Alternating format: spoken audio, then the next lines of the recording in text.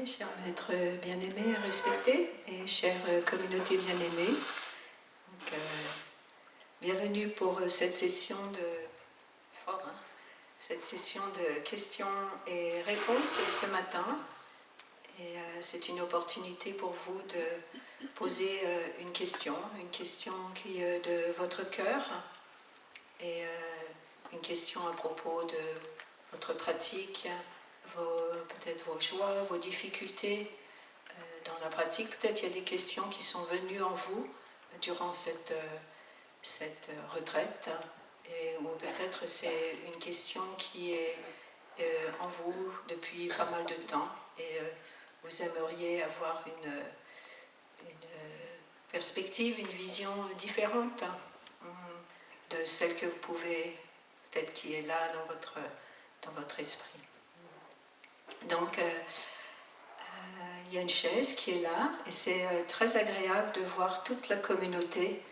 Donc, la chaise, elle vous invite à venir si vous avez une question.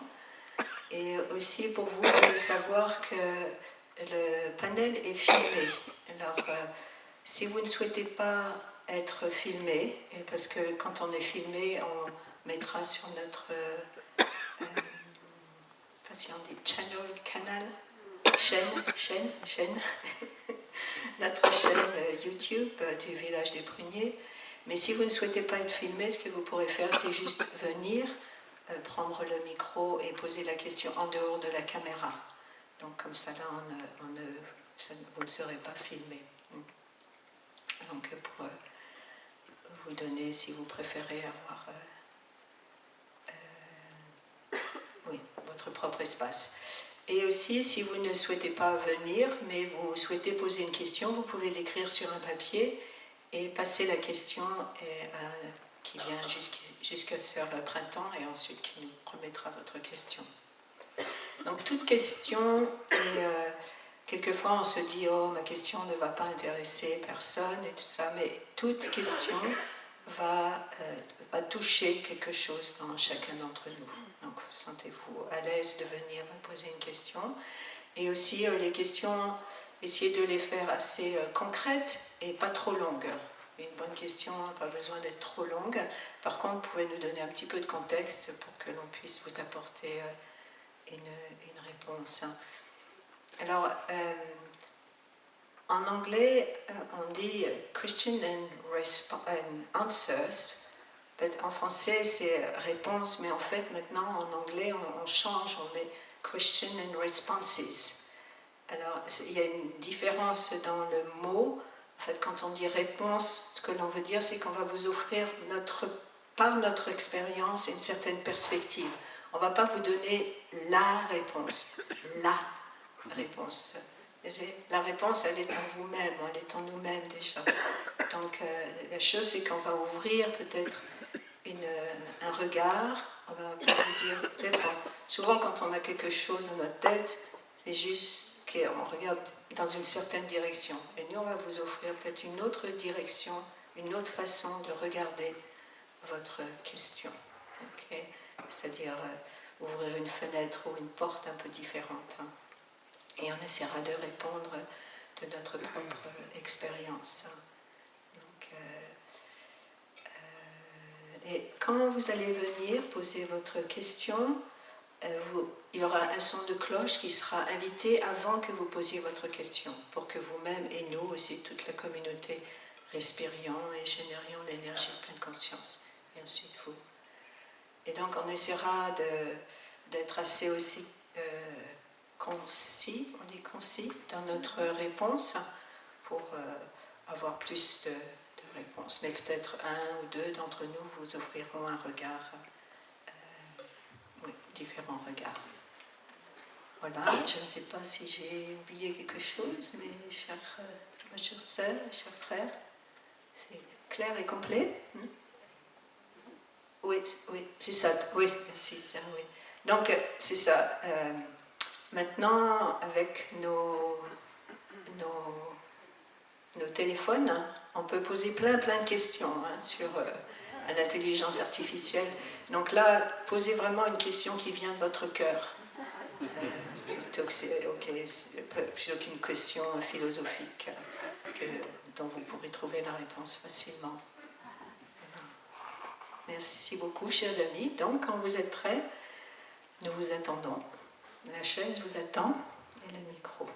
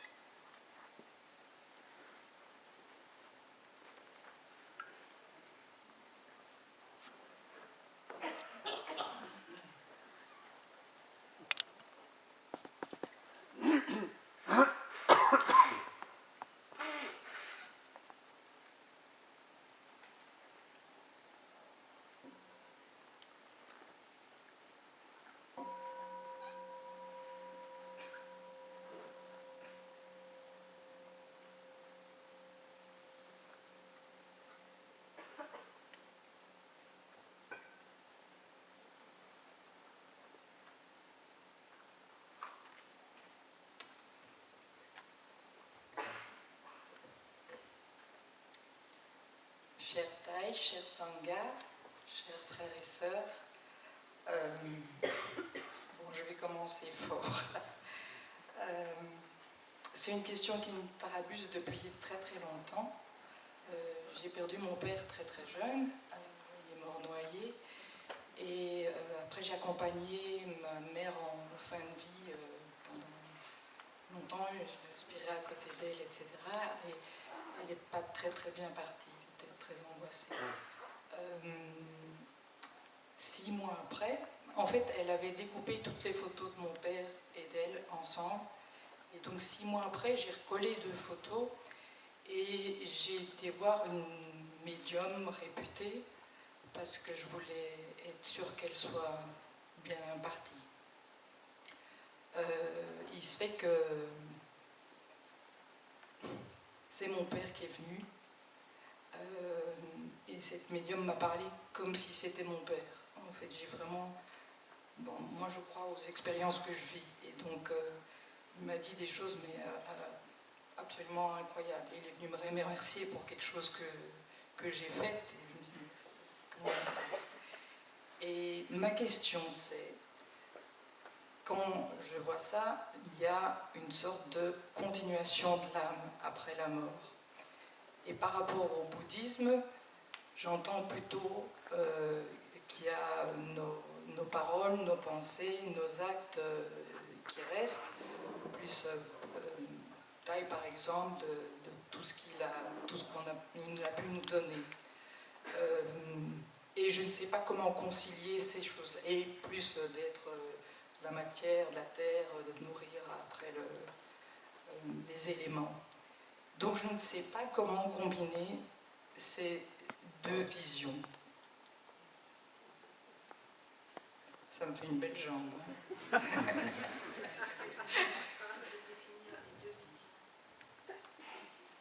La vision que quand on meurt, il y a une continuation de l'âme qui continue à progresser quelque part et à se transformer. Et dans le bouddhisme, j'ai l'impression qu'on ne parle pas d'âme qui continue après. Mais je me trompe peut-être complètement, en fait, dans ce que je dis. Are you sure?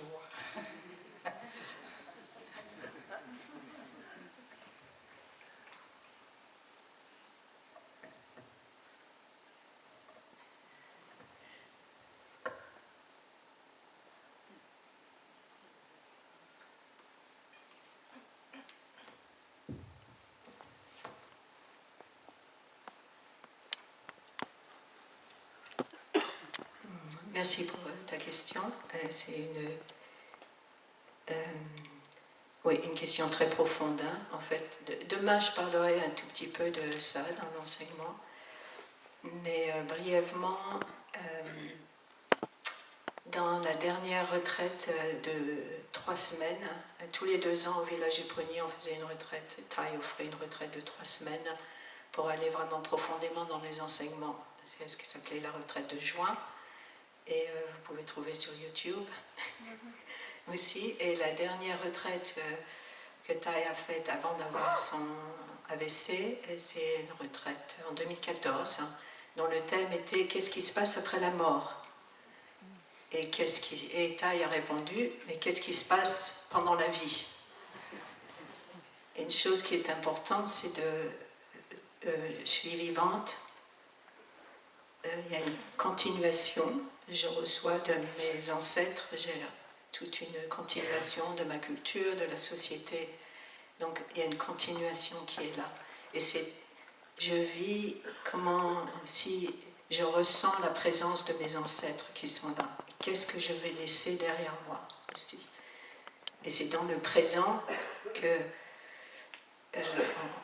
il y a un impact qui se fait.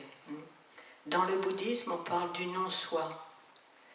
Le non-soi, c'est-à-dire qu'il n'y a pas quelque chose de fixe qui reste. On peut voir notre corps, on parle de l'impermanence, et c'est surtout chaque chose qui sont dites, c'est de pas l'esprit, il a la capacité de s'accrocher, de tout de suite saisir et de tomber dans le piège des notions, des concepts, puis on s'attache. Et en fait, dans le bouddhisme, c'est plutôt ouvrir son esprit. Donc, on peut voir, notre corps, il change. Chaque instant, notre corps, il meurt. En fait, il y a des cellules, plein de cellules qui meurent. Chaque instant, notre inspiration, elle se manifeste parce qu'il y a plein de causes et conditions qui font que notre respiration va venir, notre inspiration et notre expiration, elle cesse, elle meurt. Okay. Notre inspiration, elle meurt pour laisser place à l'expiration. J'expire. Okay. Et il y a une autre inspiration qui vient. Chaque instant, on a des petites morts. Comme ça. Donc c'est de voir que tout change. Les saisons, la nature, vous pouvez voir. Il y a quelques jours, vous voyez les pivoines, elles étaient en bouton. Aujourd'hui, elles sont épanouies. Donc elles se sont transformées.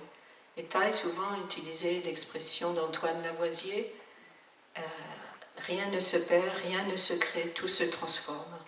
Donc on est en transformation, tout est en transformation sans arrêt, il n'y a rien qui reste.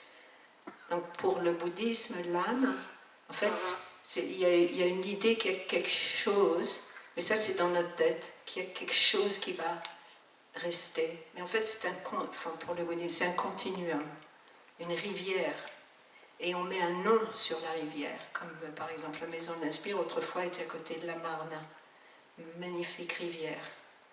Bon, ici, vous avez la Creuse, non, c'est ça? La Meuse. Presque ça. La Meuse, oui, ça. La Meuse. Okay.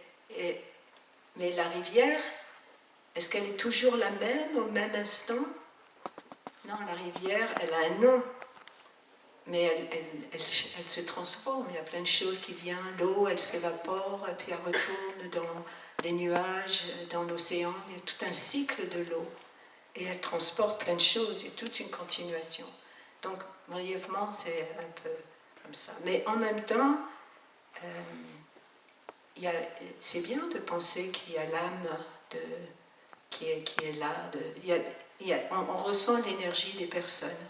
Absolument aucun doute sur ça. On ressent l'énergie des personnes, il y a une continuation qui est là. Mais, donc voilà, ce serait ma réponse. Je ne sais pas s'il y avait frères et sœurs, mais c'est le non-soi, c'est accepter cette réalité que tout et tout le temps se transforme et que les choses se manifestent à cause des causes et conditions qui viennent. Donc si toutes les causes et conditions sont réunies, comme aujourd'hui, on est tous tout ensemble parce que les causes et conditions ont fait qu'on peut être là. Et c'est une multitude de causes et conditions.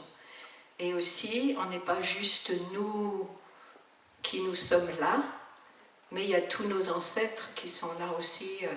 Donc ça fait beaucoup de monde en fait, la salle est beaucoup trop petite. Si vous regardez parents, grands-parents, arrière-grands-parents. Et donc c'est comment la pratique de Thaï, en fait, c'est toucher que tous nos ancêtres et nos ascendants sont là. Merci. frères et sœurs, vous voulez ajouter quelque chose? C'est bien. Merci. C'est très bien. Me dit bravo, mon frère.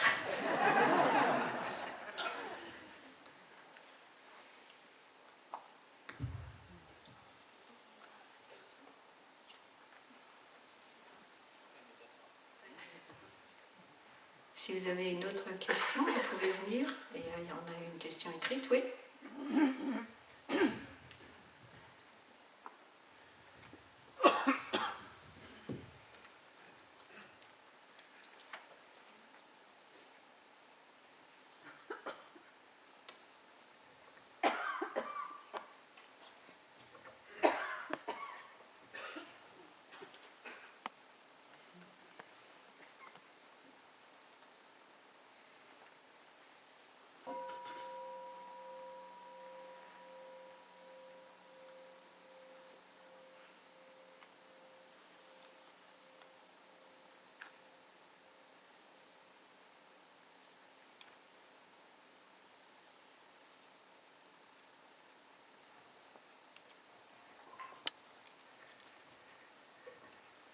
Allô, 1, 2, 3. Tout d'abord, bonjour maître, bonjour tout le monde. Je suis ici venu ici, pardon. Ah oui, parce que hier, j'ai pu assister à l'enseigne et ce qui me tient encore au cœur, c'est le terme tréfonds. Dans ce terme-là, lorsque je vois, c'est, je ne sais pas comment définir, mais c'est comme un stockage des informations, selon moi. Et dans ce stockage des informations, je retrouve toutes les informations du présent comme ça. D'accord. Okay. Dans le présent. Et je me suis dit aussi, peut-être aussi pourrait contenir des informations du passé. Et comme du présent, ça peut dire incluant dans la pleine conscience, et des images dans le passé, pour moi, ça, je me suis demandé, est-ce que ce sont des images que j'ai eues qui proviennent des rêves? Et ces rêves-là, qui sont assez récurrentes et qui n'existent pas dans la vie courante. Alors, ma question c'est que d'où viennent ces rêves, d'où viennent ces images que j'ai eues dans le passé, que je n'ai jamais eues dans le présent? Est-ce que, comme je suis bouddhiste, alors on m'a aussi parlé de des vies antérieures, pas une vie, mais des vies antérieures.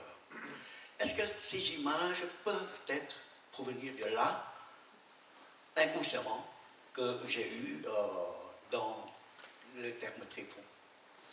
Ma question est là. Merci.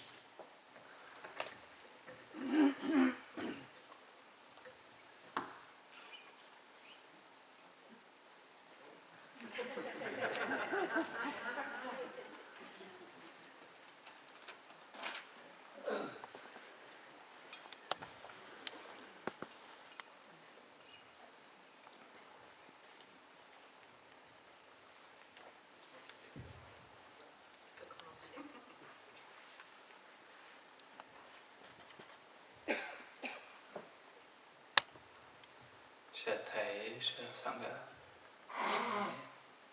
merci pour ta question.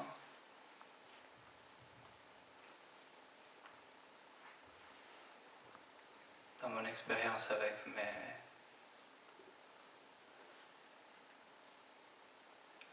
rêves, je vois des images des fois qui se manifestent pendant le rêve qui n'ont pas une correspondance directe avec ce que j'ai vécu.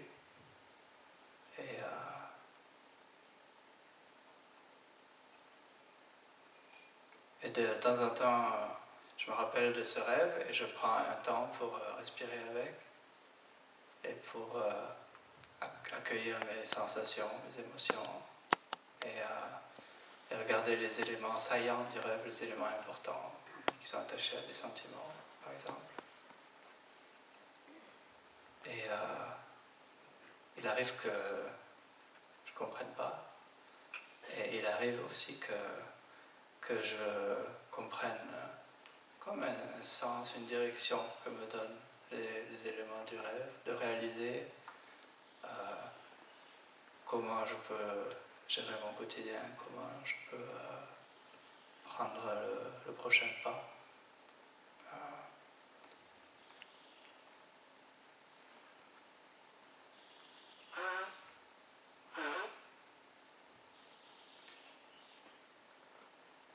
Je vois ça comme mon subconscient qui a eu une expérience la veille et dans le passé et qui continue à faire l'intégration de ces expériences et à cheminer, à m'aider à cheminer en fait avec ces expériences.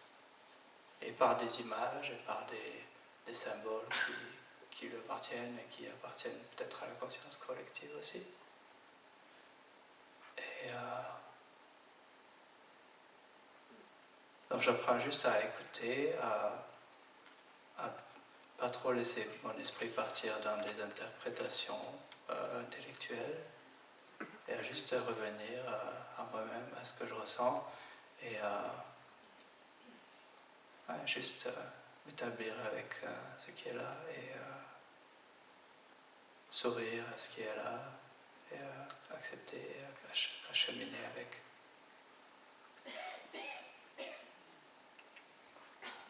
Je pense qu'en résonance avec la réponse précédente, il y a cet élément de continuation aujourd'hui.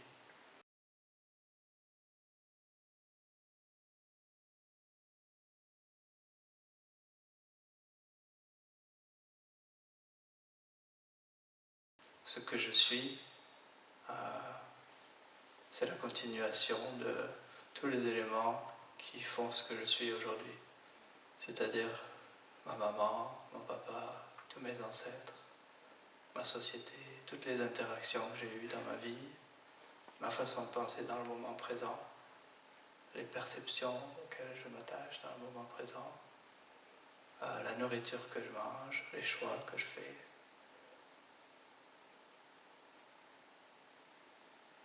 Et par rapport au passé, il y a beaucoup de choses que je continue et qui sont au-delà de l'idée d'un soi séparé. En fait, je continue beaucoup de choses, beaucoup de gens, beaucoup de situations. Et je pense que je manquerai d'expérience pour vraiment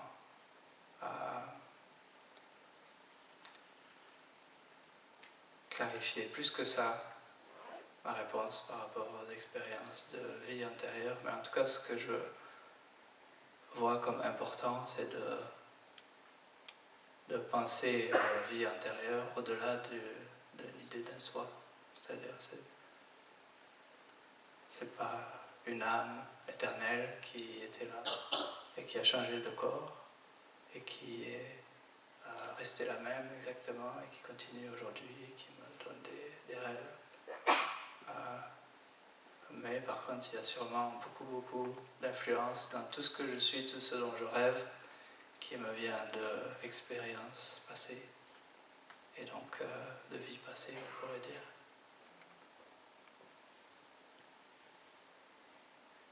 Et en tout cas, ce que je vois aussi comme important, c'est qu'est-ce que je fais avec ça, comment j'accueille ce rêve et comment je continue à vivre ma vie avec de la paix, de la compassion et du bien-être.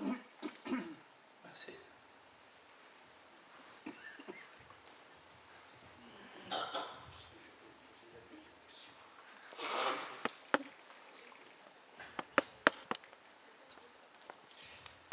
Ouais, j'avais en fait une illustration pour cette question et aussi la question d'avant en fait, qui vient de ma propre expérience. C'est une expérience récente que j'ai eue, et c'est venu en rêve, d'ailleurs. C'était dans ce rêve, il y avait une jeune femme, enfin je sais pas si elle était très jeune, mais enfin, il y avait une femme, et c'était un rêve vraiment étonnant, où est-ce que ce qu'on appellerait plutôt une sorte de rêve éveillé, où est-ce qu'on est très présent. Et j'avais très peur de cette femme. Et mais heureusement, j'ai pris mon courage à deux mains, comme hier on parlait de courage. Hein, sœur Rignan, sœur Humanité, nous parlait de l'importance du courage dans la pratique. Donc j'ai pris mon courage à deux mains et j'ai accepté de l'accueillir, en fait. Et donc ça voulait dire aussi accueillir des sensations dans le corps qui étaient là à ce moment-là, qui étaient très fortes. Et même la nommer. Et à un moment donné, intuitivement, j'ai nommé un prénom, et qui était en fait une jeune femme qui est décédée avant que je sois né, mais qui est décédée dans un accident de voiture où mon père était au volant, en fait. Et quand j'ai nommé cette personne, clairement j'ai ressenti dans tout mon corps qu'il y avait quelque chose vraiment qui lâchait, en fait, et qui passait une sorte de très gros nœud d'un seul coup qui lâche. Donc en fait ça faisait beaucoup de bien. Donc après, est-ce que je suis sûr qu'il s'agit bien d'elle? Non. Je ne peux pas dire que je suis sûr qu'il s'agit d'elle. Par contre, j'ai bien ressenti l'effet de guérison. Et je sais que cette histoire est une histoire que mon père a portée. Et qu'il n'a jamais vraiment su mettre de mots dessus. Il était plutôt dans la stratégie de on va essayer d'oublier ça, on va mettre ça de côté, et puis on n'en parle pas. Sauf que, comme on disait, tout ce qu'on ne guérit pas en tant que parents, c'est des choses qui vont être transmises à nos enfants. Et même des traumatismes intergénérationnels comme ça. Donc après, en tant qu'humain, on a besoin aussi de mettre de personnifier ces traumas. Donc clairement, pour moi, la guérison est passée aussi par sentir la présence de cette jeune femme, même si je ne l'ai jamais connue, en fait. Et j'ai vraiment reçu la guérison à travers, en fait, cette personnification et le fait de sentir sa présence dans mon corps. Et même récemment, comme j'étais en Normandie, là d'où vient mon papa, et où j'ai grandi, j'ai été aussi sur sa tombe justement pour aussi clore un petit peu ce chapitre pour moi et pour mon papa en même temps. Donc comme quoi les notions de qui nous sommes et qu'est-ce que l'on porte, et les personnes que l'on porte en nous, ça peut aller beaucoup plus loin que ce qu'on pense. Et maintenant, c'est même reconnu au niveau scientifique, le trauma intergénérationnel, comme quelque chose qui peut passer justement d'une génération à l'autre. Il y a encore besoin de plus de recherche par rapport à ça pour avoir des conclusions à peu près définitives, mais clairement, on va aussi dans cette direction de reconnaître en fait que on est juste une continuation, en fait. Hein. C'est tout. Merci.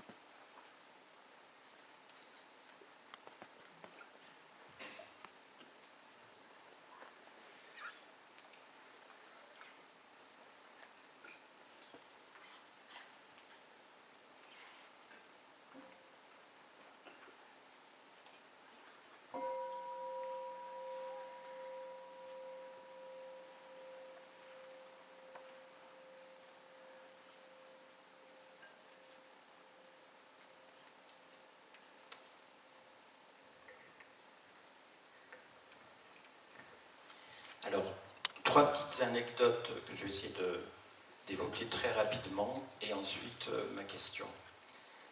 Alors, première anecdote, il y a 2000 ans, il y a un monsieur qui s'appelait Jésus et qui a dit, qui a lancé un message formidable, aimez-vous les uns les autres. On a vu ensuite, hélas, ce que c'est devenu une fois qu'il n'était plus présent physiquement. Ses disciples, ceux qui ont repris soi-disant son message, l'ont malheureusement transformé, ça aboutit à de la haine, à des guerres, à des massacres. Deuxième anecdote, au Népal, peut-être vous avez entendu parler de Little Buddha. C'était, donc je crois, il y a 20 ou 30 ans, dans la forêt, soudainement, on a vu un adolescent qui était donc, soi-disant, dans une très grande méditation, dans un profond silence, qui ne mangeait pas, qui ne buvait pas, et que, immédiatement, les habitants du coin et les habitants qui venaient d'un peu plus loin ont pris pour une réincarnation de Bouddha. Finalement, 3 décennies plus tard, ce Little Buddha est en prison. On s'est rendu compte que c'était un manipulateur, que c'était un escroc, qu'il avait accumulé énormément d'argent, qu'il avait créé une espèce de harem où il menait une vie très dissolue. Deuxième anecdote. Troisième anecdote, récemment, en Birmanie, un moine bouddhiste a appelé au meurtre des Rohingyas, les réfugiés Rohingyas, qui sont des musulmans. Ça m'a beaucoup ébranlé parce que je ne comprenais pas comment un moine bouddhiste pouvait appeler à de telles actions. Alors on peut dire bien sûr qu'il est fou, mais il a une très forte audience dans son pays et à ma connaissance il est toujours vivant. Alors j'arrive à ma question. Donc ici presque tout le monde a eu un contact physique avec Thay. Nous avons eu la chance de le voir et de bénéficier, j'allais dire, directement de son enseignement. Ma question, c'est, à l'avenir, comment être sûr que son message ne soit pas transformé, puisse rester fidèle à ce qu'il était, une fois que toutes les personnes qui auront été en contact physique avec lui auront disparu. Est-ce que simplement les textes ou les futurs moines et moniales qui n'auront pas rencontré physiquement Thay, comment être sûr que le message reste celui que nous connaissons et qu'il ne soit pas transformé en quelque chose de dogmatique, voilà, de rigide, de figé. Voilà ma question.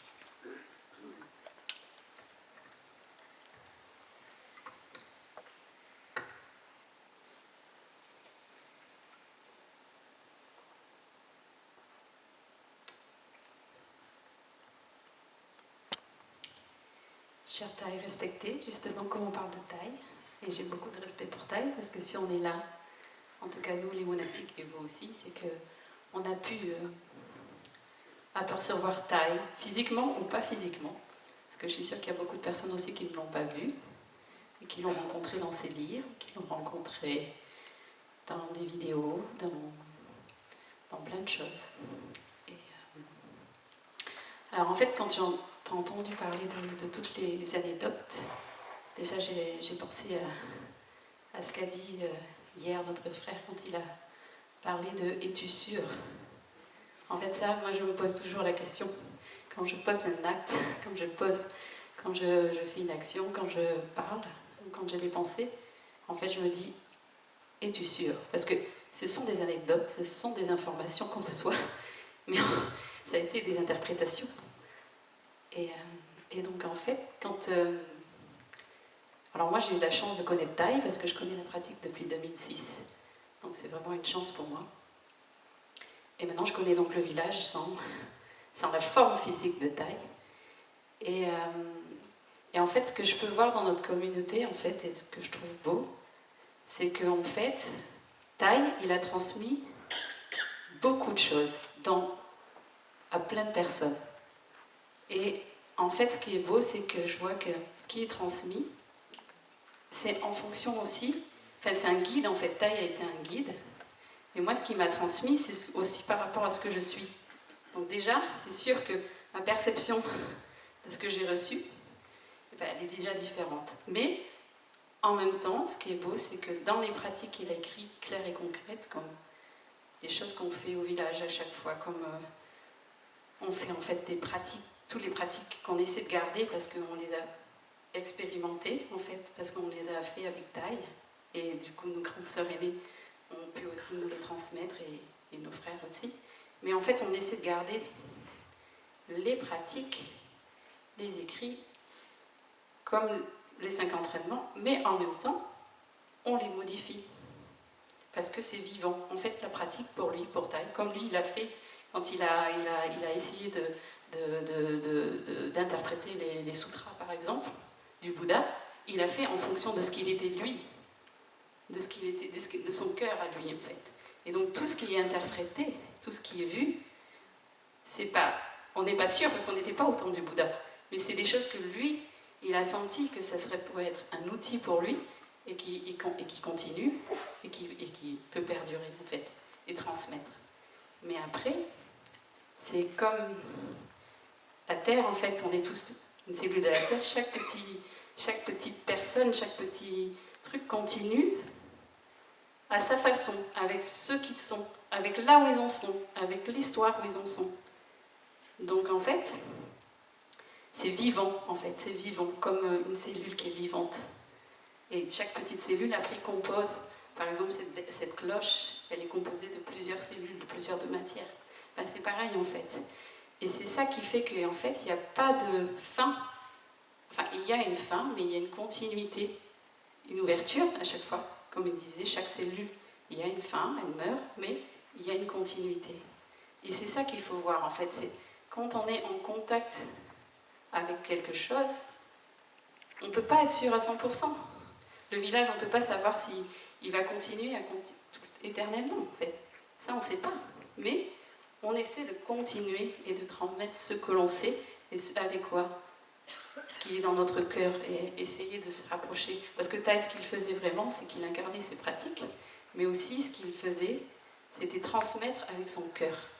Et en fait, plus on est proche de son cœur, plus, je pense, plus... Et en fait aussi, ce que je fais aussi très bien, c'est par exemple, quand on est là, j'invoque Thaï, en fait. Et je vois qu'en fait, quand j'invoque Thaï, il y a des choses qui vont venir d'ailleurs, et pas que de moi. Et je sais qu'en fait, je suis juste un guide, en fait, une continuité. Je n'ai pas tout sur mes épaules, je sais pas comment dire, je laisse la rivière couler. Je suis un canal, en fait. Bon, pour moi, c'est ça, mais je ne sais pas si mes frères et sœurs peuvent rajouter.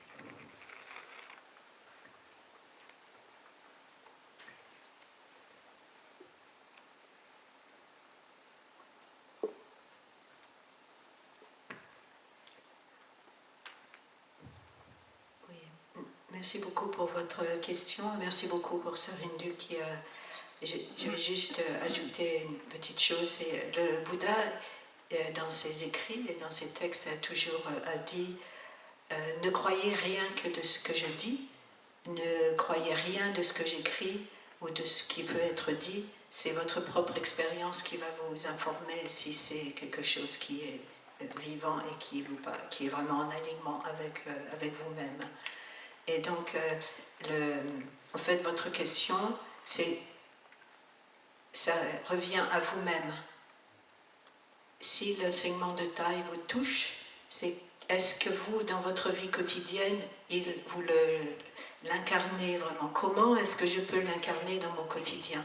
Comment est-ce que je peux transmettre ce qui m'a été transmis et qui va continuer dans le futur, hein.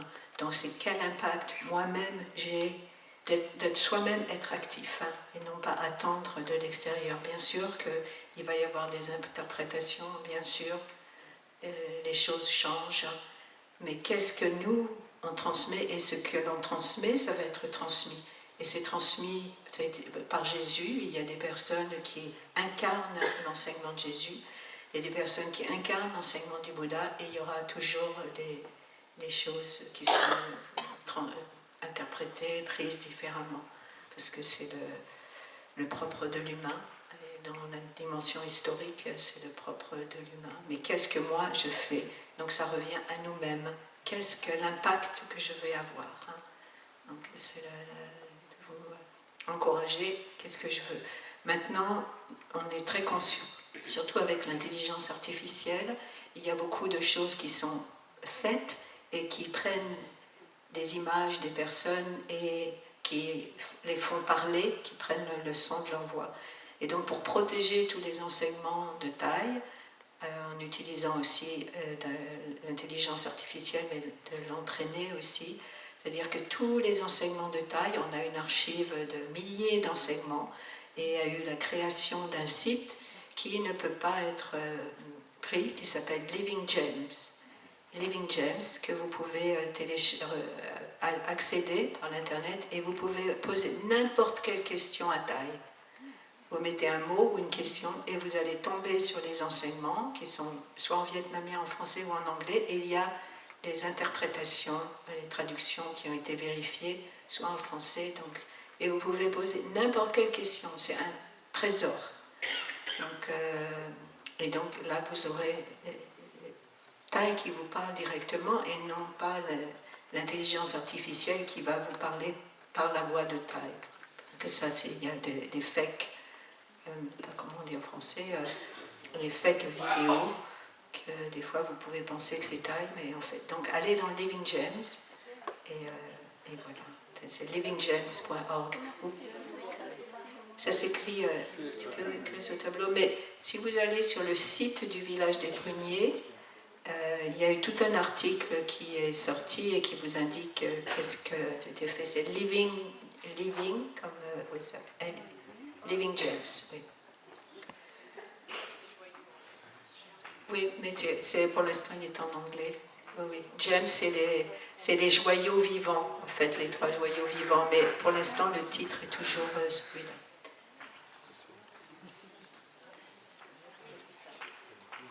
Je pense que c'est .org, hein, mais je ne suis pas sûre. Mais de toute façon, si vous allez sur le site du village des Pruniers, et ça, c'est extraordinaire. Vous posez une question sur l'âme, par exemple, sur les rêves, ce que vous venez de poser, sur l'inquiétude que l'on a, qu'est-ce que vous venez de poser, et vous aurez des extraits d'enseignement, et ou des questions-réponses, des réponses que Taille donne. Donc c'est des extraits très courts, mais si vous voulez écouter tout l'enseignement, vous pouvez aussi l'écouter. Merci beaucoup pour la question. Et je pense qu'il y a des questions écrites. Peut-être on peut prendre 2 questions écrites.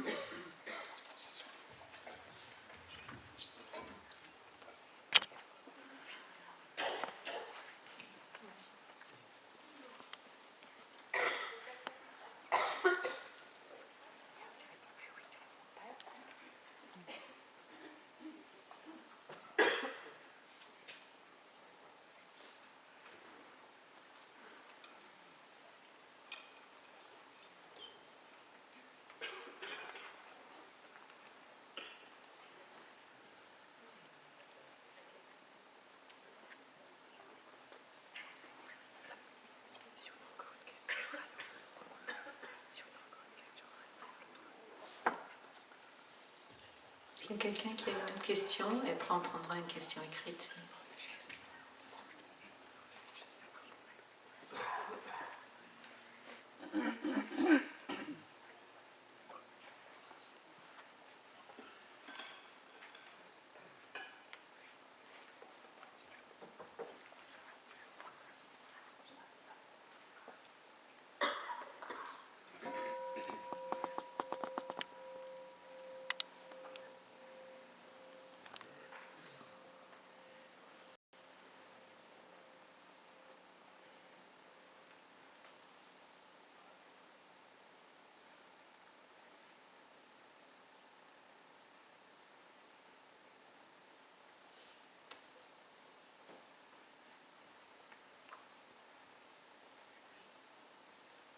Alors c'est très dur pour moi déjà de m'entendre et de parler devant tout le monde, mais je vais faire un grand effort.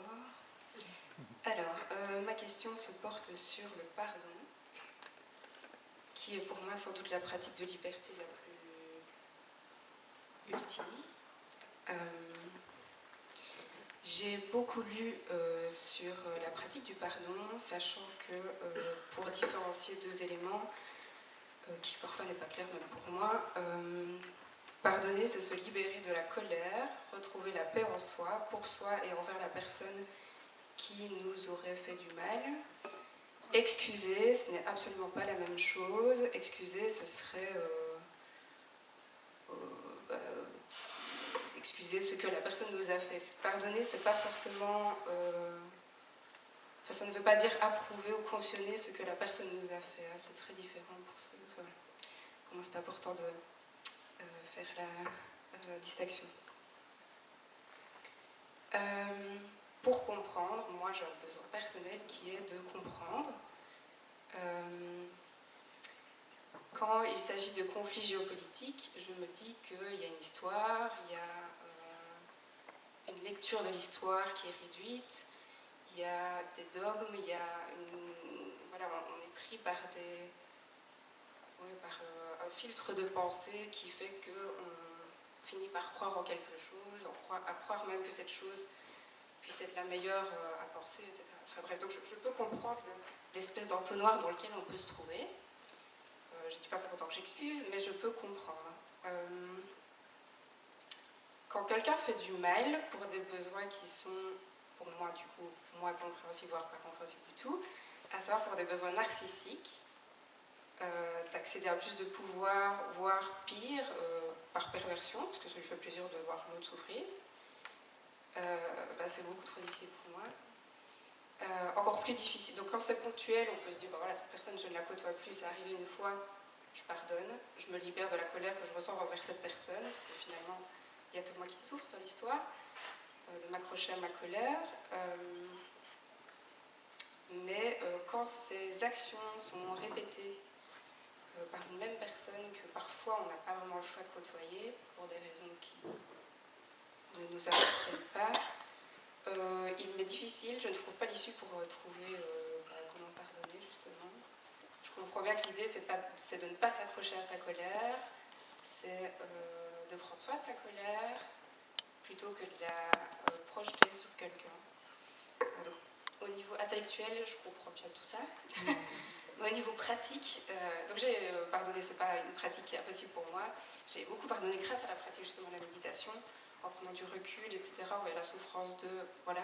Mais pour tout ce qui est plutôt narcissique, besoin de pouvoir, etc., voire perversion, là c'est une limite que je ne parviens absolument pas à franchir. J'ai besoin de votre aide, du coup. Donc comment pardonner, et puis même face à ce genre d'action, comment réagir. J'ai acheté un livre que je n'ai pas encore lu, qui s'appelle L'art de ne pas réagir. Je comprends bien le concept encore, on verra si... Mais parfois, ne pas réagir, c'est aussi nourrir l'autre. Enfin, je ne sais pas comment dire. Il y a aussi une façon où je me dis, oui, mais si je ne réagis pas, qu'est-ce que ça fait de moi? Et si je mets des limites, elles sont piétinées. Je fais quoi? Je suis... Donc, voilà. Oui, voilà. Donc, parfois, c'est juste un individu et parfois, c'est une dynamique de groupe qui fait que ça devient compliqué. Voilà. Je pense que j'ai fait le tour de mes petites questions. Voilà. Merci. Marie-France.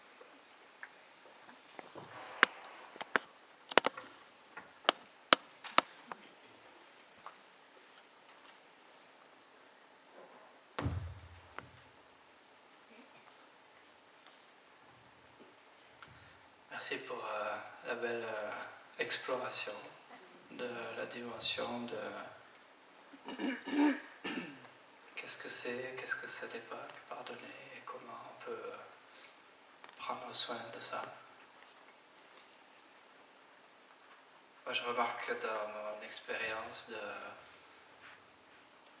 de me sentir blessé, de me sentir en colère, avec des ressentiments vis-à-vis d'une chose qui se passe.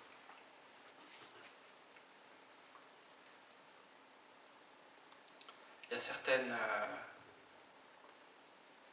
certains heurts qui sont plus faciles à accepter, à pardonner, et d'autres moins. Et souvent je m'aperçois au fur et à mesure de ma pratique que je découvre une partie de moi-même qui n'est pas facile à accepter et que pendant longtemps je gardais loin de ma conscience. J'avais trop de honte vis-à-vis de ceci et j'étais pas dans la capacité d'être conscient finalement qu'elle faisait partie de moi. Et quand je découvre, quand j'apprends à m'accepter pleinement comme je suis, vis-à-vis de cet élément-là, j'essaie de trouver un exemple.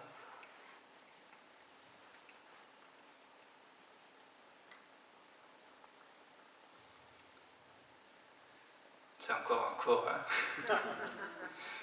Je suis de tendance à être assez introverti et impressionné dans la relation avec les autres, avoir de l'anxiété.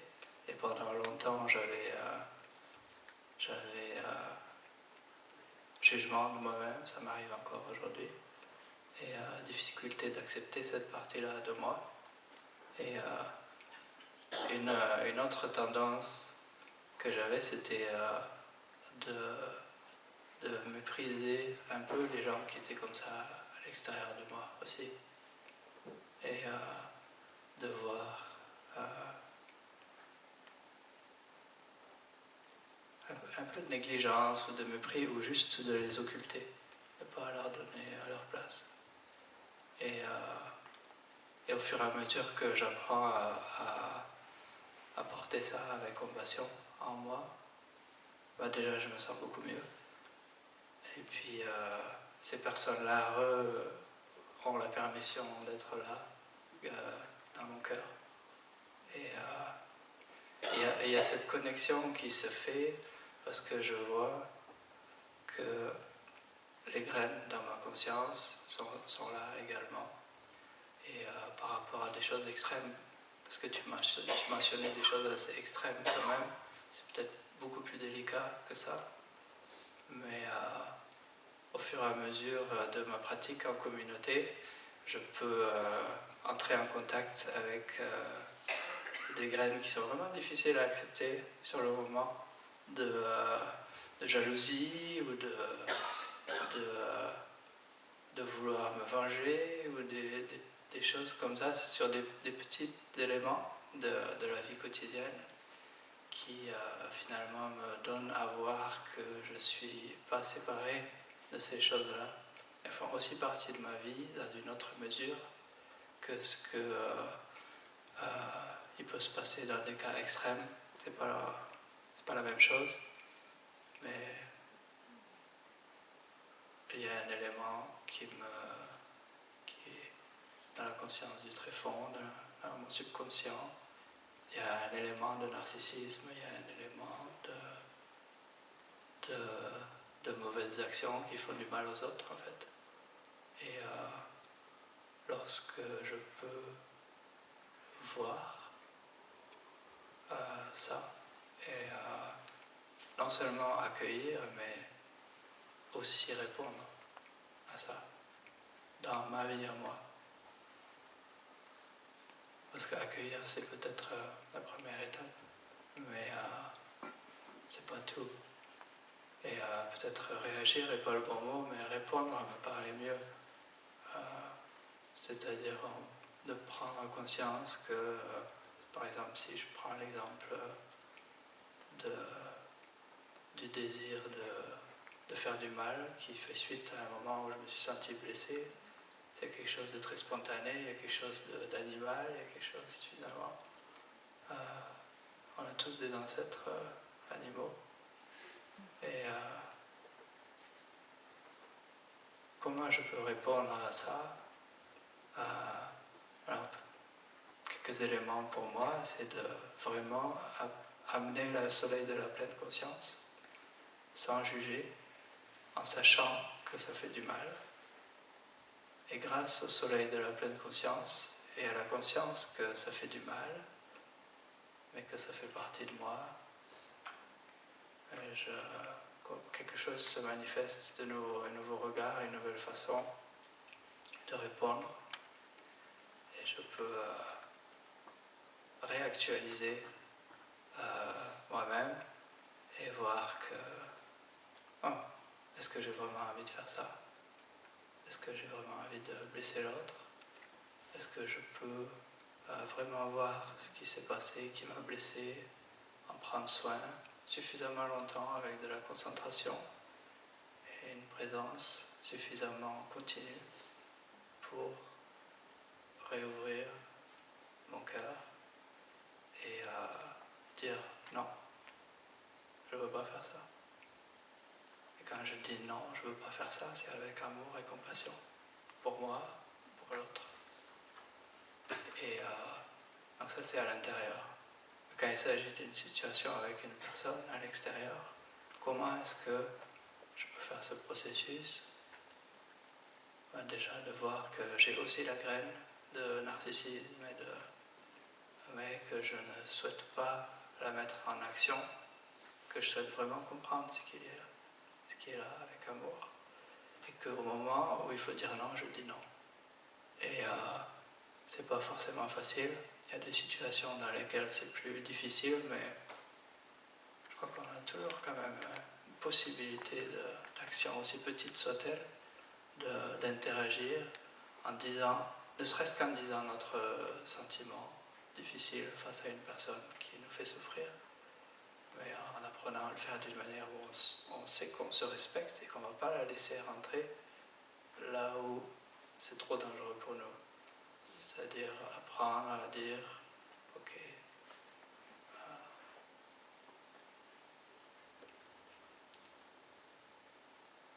à dire non déjà, ça c'est pas ok, je suis pas ok d'entendre ça, je me sens blessé. Et voilà, ne pas hésiter à se sentir légitime, de mettre des limites. Et dans notre militantisme, pour moi c'est pareil, de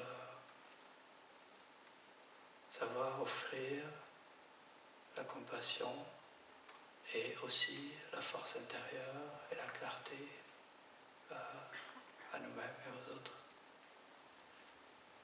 Voilà ce qui m'a bien partagé en réponse.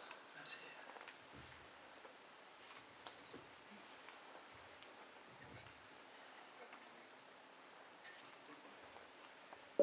Je vais me spécialiser à amener des exemples après Frère Dugdin. Mais encore une fois, il y en a un qui est venu. Quand il y a une difficulté avec un individu, et ça nous arrive au village des Pruniers, comme quoi, c'est un microcosme du plus grand macrocosme de la planète. Et récemment, ça m'était arrivé, justement, il y avait une personne qui faisait la retraite de 3 mois avec nous, au village des Pruniers, et qui avait des réactions très fortes, en fait. Et d'autant plus avec moi parce que je représentais pour lui une forme d'autorité.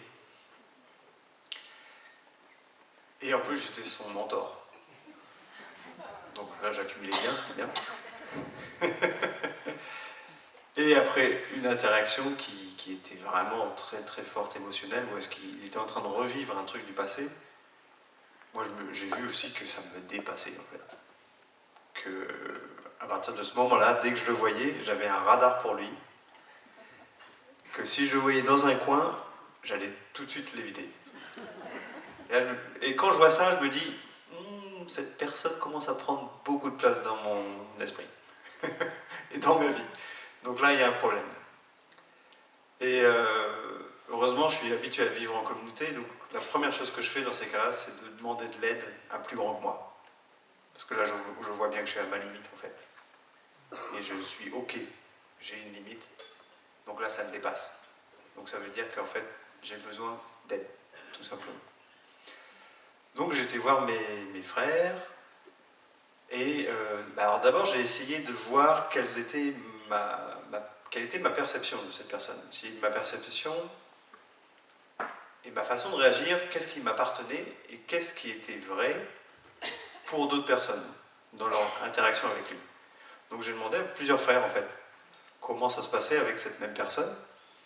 Donc j'ai vu effectivement qu'il y avait une partie qui était complètement la mienne. Que lui-même, en fait, me faisait revivre des interactions du passé qui avaient été difficiles. Donc j'avais, en fait, très peur de lui, plus que quelqu'un d'autre, du coup. Et que du coup, ça me créait beaucoup de stress et ça me faisait monter très vite dans la peur et dans l'envie de me défendre, tout simplement. Donc, quand j'ai vu ça, j'ai pu voir aussi le voir plus clairement, en fait. Grâce à leur témoignage, j'ai pu voir, en fait, plus clairement qu'est-ce qui se passait pour lui et demander de l'aide. Et donc, en fait, comme je voyais que ça prenait trop ça devenait trop grand, et en plus, le problème c'est qu'il vit avec nous 24 heures sur 24. Donc quand c'est avec quelqu'un qui vit au même endroit que toi, c'est bien d'essayer de trouver des moyens, en fait, si ça devient trop grand, d'avoir des distances. Donc j'ai clairement demandé à ne plus être son mentor, et donc on a mis en place un système pour qu'il puisse être mentoré par quelqu'un d'autre. En même temps, j'ai quand même discuté avec lui, pour lui expliquer ce qui s'était passé pour moi, ce que j'avais ressenti, et pourquoi je ne pouvais pas continuer, tout simplement. Bon, il n'était pas forcément content, mais c'était comme ça. et ça lui a permis aussi de prendre responsabilité aussi pour sa façon de réagir, et les conséquences de sa façon de réagir. Que si j'aurais pu peut-être aussi simplement garder tout ça pour moi et puis essayer de travailler là-dessus. Mais j'ai vu qu'au bout d'un moment, ok, il y a une limite à ça. Et au bout d'un moment, c'est beaucoup plus sain, en fait, de demander de l'aide de quelque chose de plus grand, en fait. Pour qu'on puisse embrasser cette personne et sa souffrance tous ensemble. Et c'est la question qui nous est venue pendant la réunion, en fait, parce que du coup, c'était pas qu'avec moi qu'il y avait des difficultés. C'était, est-ce qu'on a la capacité, nous, en tant que groupe, de l'embrasser avec sa souffrance pour la fin, justement, de cette retraite de 3 mois. Et on a décidé que oui, et qu'il fallait juste mettre en place des nouvelles, entre autres que je sois plus le mentor, et que d'autres personnes prennent le relais, en fait. Et du coup, ça lui a permis aussi de prendre beaucoup plus, de se rendre compte beaucoup plus de ce qui lui appartenait et de ce qu'il avait besoin de faire par rapport à ça. Donc il a commencé aussi une thérapie en même temps de continuer avec nous. Parce que c'était assez évident, et aussi que nous on n'avait pas la capacité et qu'il y avait besoin que quelqu'un de l'extérieur puisse l'aider pour prendre soin de ses émotions très fortes, en fait, tout simplement. Et du coup, ça s'est bien passé. Voilà, c'est un exemple. Mais c'est important de se rappeler qu'on n'est pas seul. Il y a toujours des choses qui peuvent être mises en place et des gens qui peuvent nous aider et avec qui aussi on peut vérifier nos perceptions, d'abord. Et après voir ce qu'on peut mettre en place en tant que groupe pour arriver à mitiger et à trouver une solution. Et peut-être que la solution parfois c'est aussi de se retirer, si vraiment on a tout essayé. Mais il y a souvent des choses qu'on peut peut-être mettre en place et essayer avant d'arriver à la limite où est-ce que ça devient trop malsain pour nous, en fait, et que ça devient un choix finalement de vie, ou est-ce que je reste dans cet environnement ou pas, tout simplement.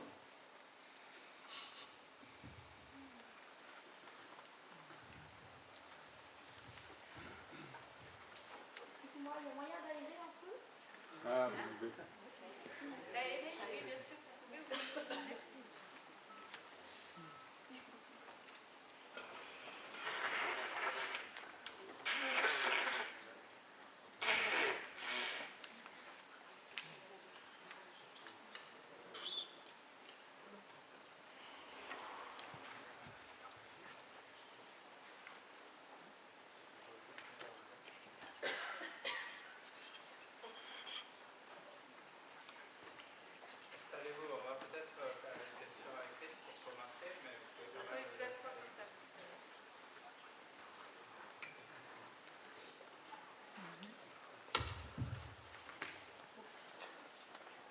merci beaucoup pour vos questions écrites. Donc, on ne pourra pas répondre à toutes les questions, hein, c'est pas possible. Est-ce qu'il y a une question?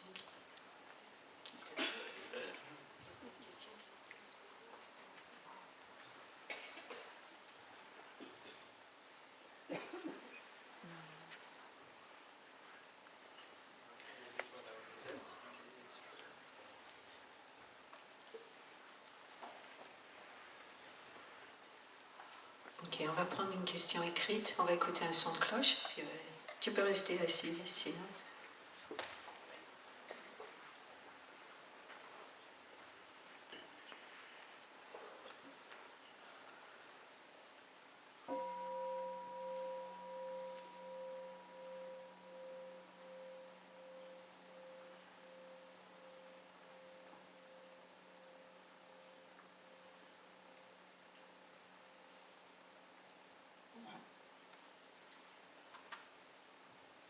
Oui, je vais lire la question écrite ici.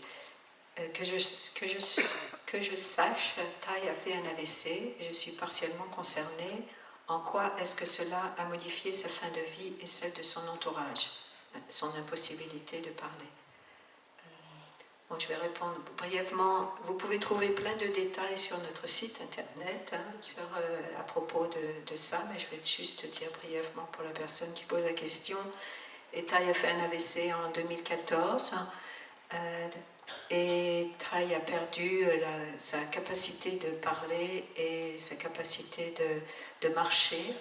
Il y a eu beaucoup de choses qui ont été mises en place pour que Thaï puisse reparler, essayer de marcher.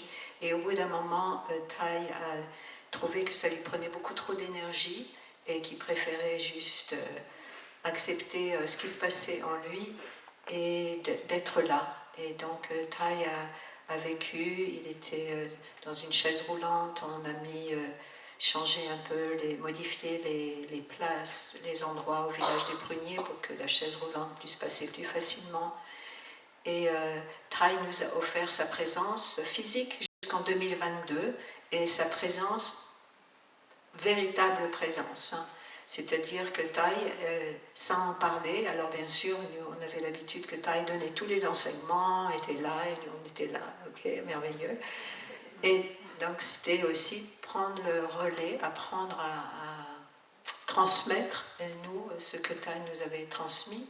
Mais la présence de Thaï, il nous pointait comme ça, pour nous ramener au moment présent, savoir toucher les merveilles de la vie qui sont là, toujours, tout autour.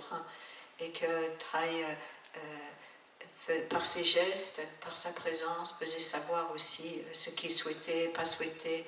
Dans certaines décisions, on venait avec des questions pour Thaï et différentes réponses, et que Thaï pouvait indiquer plutôt la direction dans laquelle il souhaitait que l'on aille.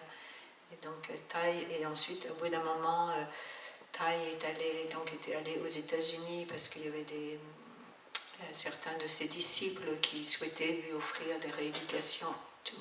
Et comme j'ai dit ensuite, après, Thaï a vraiment formulé qu'il ne souhaitait pas continuer ça.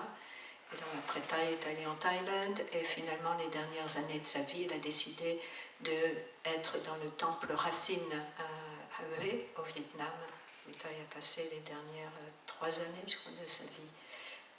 3 années de sa vie. Et donc en 2022, il a laissé ce corps physique après. Mais donc, pour nous, c'était aussi, Thaï nous a offert ce temps depuis son AVC jusqu'à son corps physique laisse, pour nous donner le temps aussi à la communauté. Ok, parce que même, on a reçu plein d'enseignements de Thaï sur qu'il n'est pas ce petit corps fragile et vulnérable, et qu'il est beaucoup plus vaste, et sa continuation, on était quand même beaucoup dans l'idée que Thaï allait vivre éternellement et nous offrir sa présence éternellement. Mais en fait, il y a la réalité que c'est le corps, à un moment, il va dire goodbye.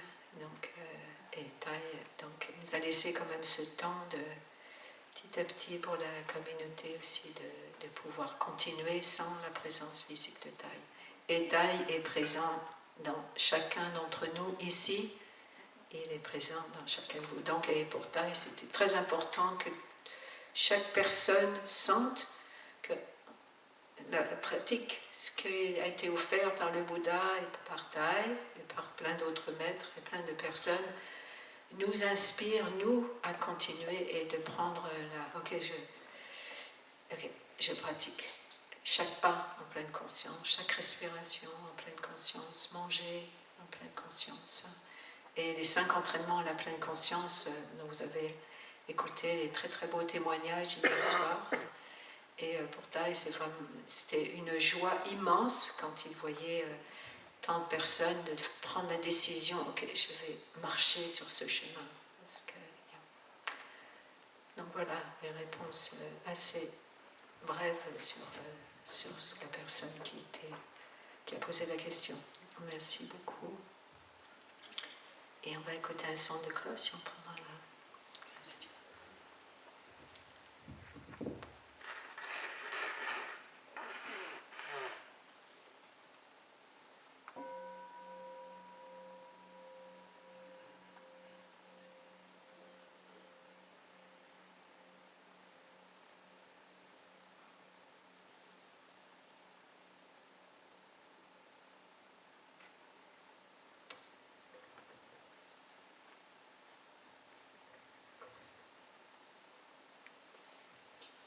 Merci beaucoup.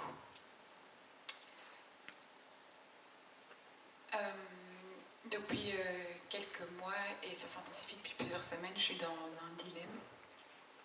Et j'ai l'impression qu'une direction se prend. Mais je n'arrive pas à le mettre en place parce que je ne me sens pas apaisée. J'ai trop de peur. Et donc il y a 2 ans, j'ai eu des souvenirs qui me sont revenus de ma petite enfance que j'avais oubliés, liés à des violences. Par chance, c'est quand j'ai rencontré aussi le village, donc ça m'a beaucoup soutenue. Et depuis quelques mois, je sais qui était l'agresseur. Donc des souvenirs se sont précisés.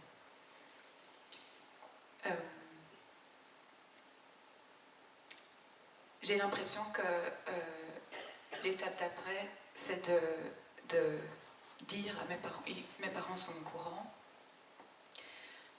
mais ils ne savent pas qui c'est. Et je sens que pour eux, c'est quelque chose qui revient souvent, avec la rupture de confiance envers leur entourage, sans savoir diriger ça. Et j'ai l'impression que ce qui vient de moi de façon très intérieure, c'est que maintenant je dois leur dire.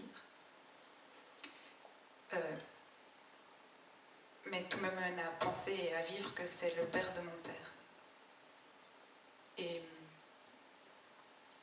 il y a une part de moi qui a très très peur en fait que mon père somatise, parce que c'est notamment ce qu'il a fait. Il a dû être hospitalisé après leur avoir dit, etc. Et j'ai vraiment peur qu'il en tombe malade. Et donc je suis dans un grand besoin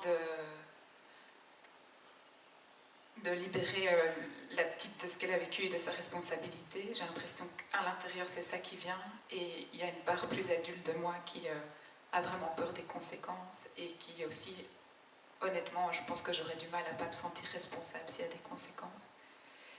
Et donc je suis dans ce dilemme-là, mais avec l'impression que pour vivre, je dois libérer cette petite fille, sinon je me restreins dans mon potentiel. Et donc ma question c'est comment concilier mon besoin aussi de prendre soin d'eux, et surtout ici de mon papa, et en même temps prendre soin de qui je suis et rendre responsabilité où il y a responsabilité. Il est décédé, mais qu'en tout cas la petite fille en moi puisse être libérée de ça. Et où trouver le courage.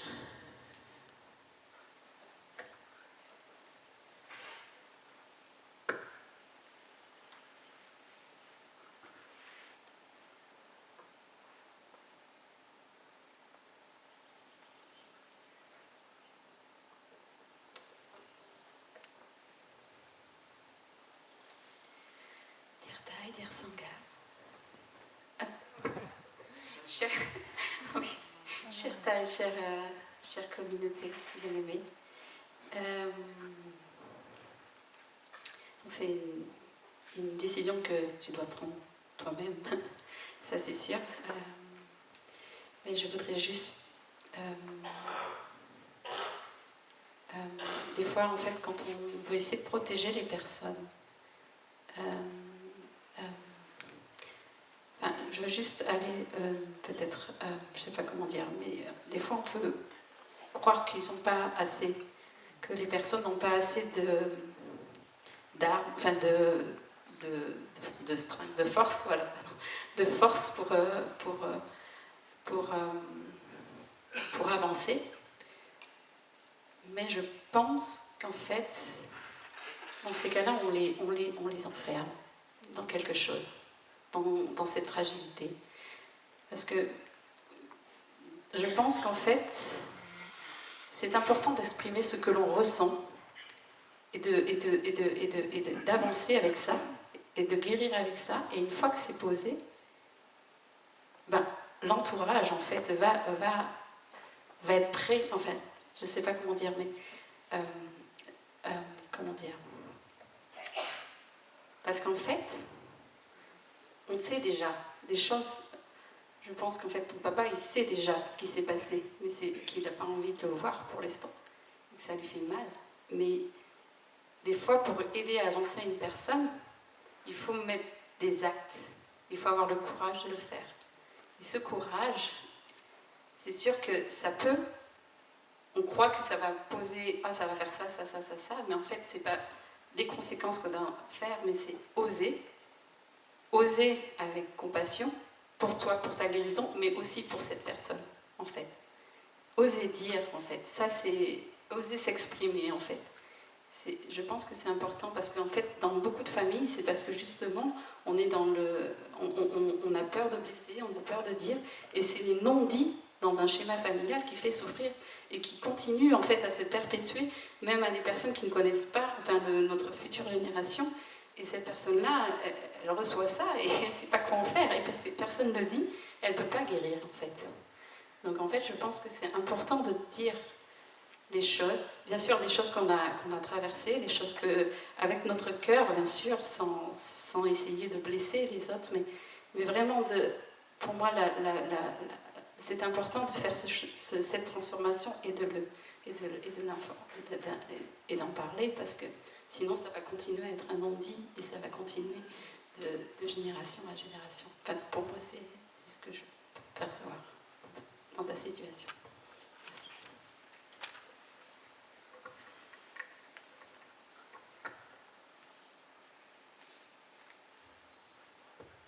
Oui, merci beaucoup pour ta question. C'est quelque chose qui est très douloureux et de reconnaître ça. Je ne sais pas quel âge a ton papa ?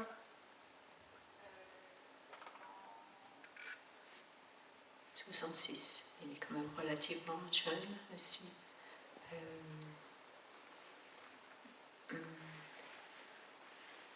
Comme dit sœur Hindux, sœur Bienveillance, comment ne pas qu'il y ait cette transmission de génération après génération. Et en même temps, comment prendre soin en fait, de ton papa et de sa santé et d'avoir prendre soin aussi et de partager la peur que tu as en toi. Donc, pour moi, c'est de prendre le temps et de reconnaître ta peur en toi, cette partie, cet enfant en toi qui a peur, de prendre le temps de toi, de prendre soin de cet enfant en toi, l'adulte, tu viens nommer, l'adulte d'aujourd'hui, elle a une certaine perspective de la situation, une certaine ouverture par rapport à la situation. Donc c'est prendre cet adulte qui est là et de prendre soin de la partie qui souffre et qui demande, qui dit mais ça ne peut pas continuer comme ça et on doit arrêter. Mais donc c'est la partie adulte qui doit voir Donc prendre soin de la peur de la petite fille en toi, ou la partie en toi là, qui réclame quelque chose. Et d'arriver à voir l'adulte qui voit, parce que tu parlais que tu ne vois pas très clairement en quelle direction, et d'aller dans toi, l'adulte d'aujourd'hui,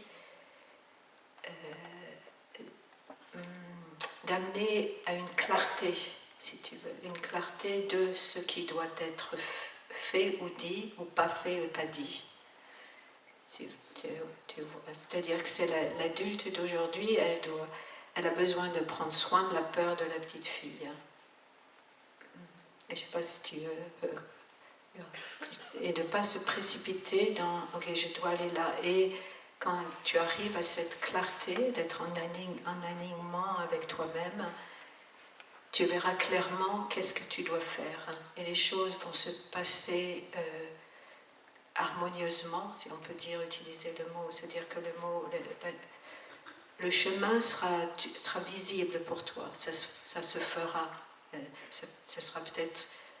Il n'y aura pas besoin de dire quoi que ce soit, mais la transformation aura lieu, ou peut-être il y aura un espace qui sera ouvert où la conversation deviendra très naturellement avec ton papa. Mais il doit y avoir d'abord une conversation avec toi-même, avec l'enfant intérieur, la laisser parler, l'écouter. Peut-être, tu vois, qu'il y a toutes des pratiques qui sont faites pour vraiment, je ne sais pas si tu as déjà pratiqué avec l'enfant intérieur, mais ça prend du temps pour arriver à une paix dans l'adulte d'aujourd'hui. Dans ta question, moi je sens qu'elle n'est pas... L'adulte d'aujourd'hui est peut-être pas complètement en contact avec cette partie qui souffre. Tu vois, et c'est d'en prendre plus soin, de particulièrement la peur que tu as nommée.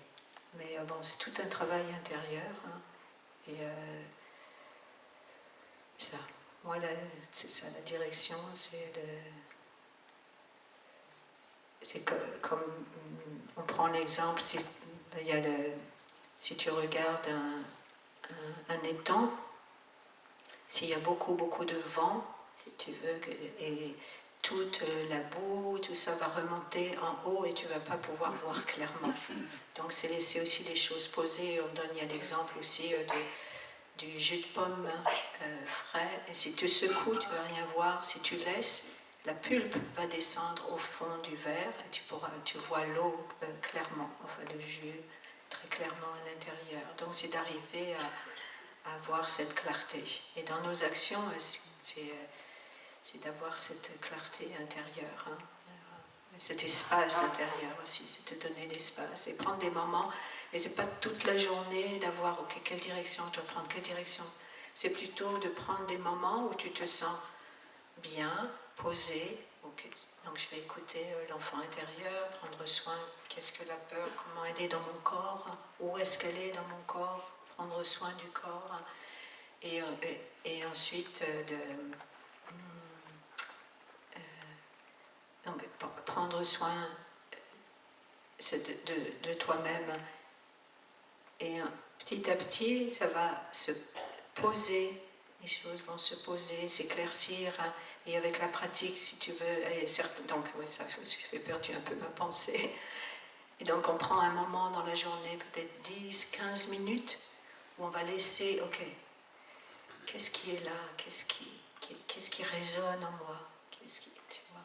Et pendant la journée, c'est pratiquer la marche méditative aussi, des pas en pleine conscience, d'amener la pleine conscience dans les gestes du quotidien, de faire la vaisselle, d'ouvrir les portes, vraiment amener la pleine conscience pour générer la pleine conscience. Mais sans avoir cette pensée toute la journée, qu'est-ce que je vais prendre comme direction, ça va pas, ça reste dans la tête. Et il va y avoir plein, l'esprit, il va amener plein d'histoires, plein de choses, oui, je dois faire ça. Et ça ne va pas fonctionner. Donc c'est arrêter le disque mental et plutôt laisser les choses venir. Bonne chance, bon courage. Merci.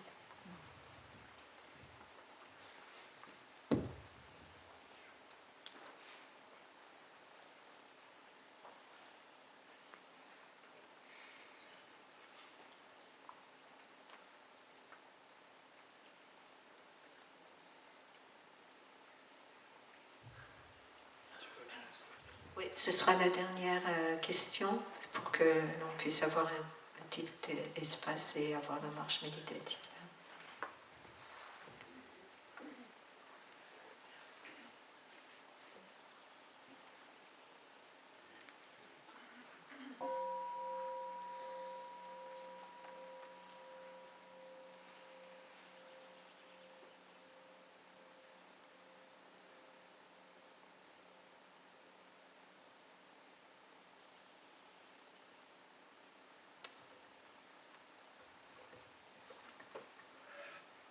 Bonjour.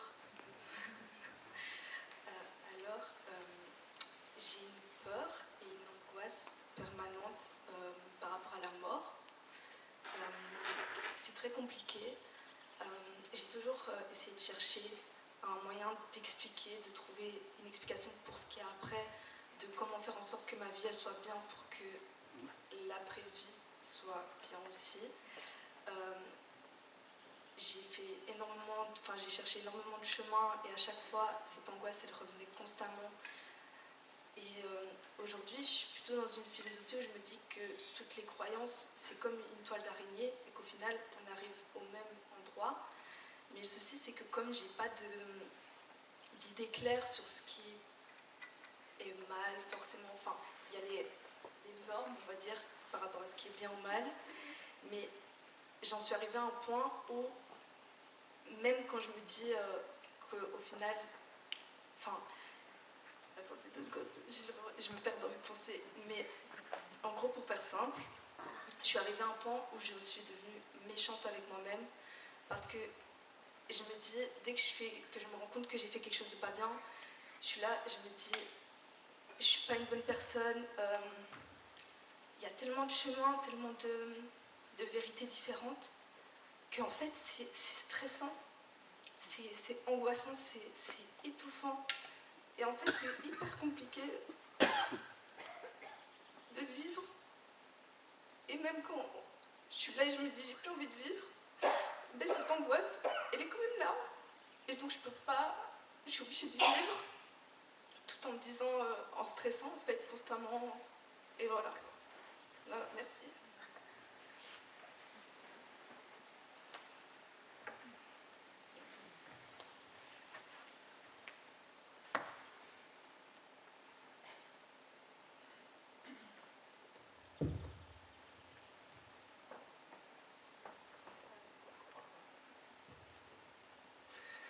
Merci Roxane pour ta question qui vient vraiment du cœur.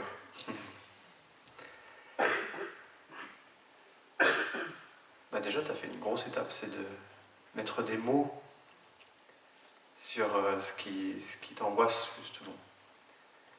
Et d'avoir tout ce monde-là qui est là pour toi, pour t'écouter. Comme ça, tu te sens moins seul, déjà.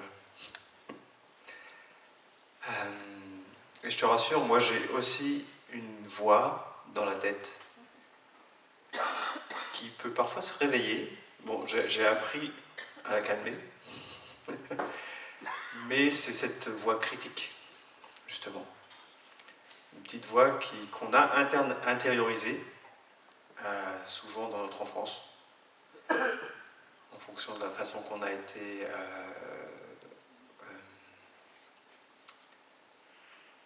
éduqué.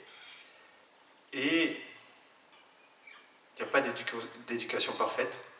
Et on a toujours ces petites voix qui vont... Il y aura toujours souvent une voix critique qui va quand même être là. Ça prend différentes formes.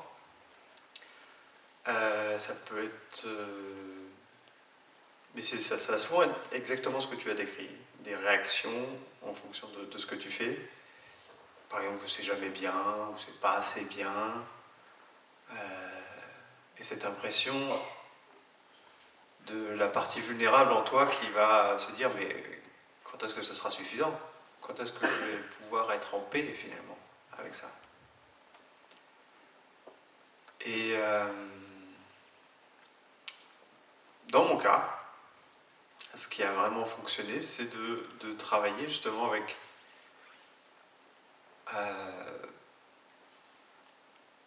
développer cette personnalité aimante aussi en moi, qui est aussi là, et qui est aussi en toi. Parce que en plus, ça tombe bien, tu es venu ici pour... et ici, tu vas arroser toutes ces graines justement pour faire grandir cette personnalité aimante en toi qui peut être là pour accueillir cette partie vulnérable. Donc tu peux faire grandir cette partie en toi qui va être capable de dire à cette partie vulnérable, alors on parle souvent de l'enfant intérieur parce que c'est vraiment comme ça qu'on le ressent souvent, de lui dire mais t'es très bien comme ça, t'es parfaite comme ça,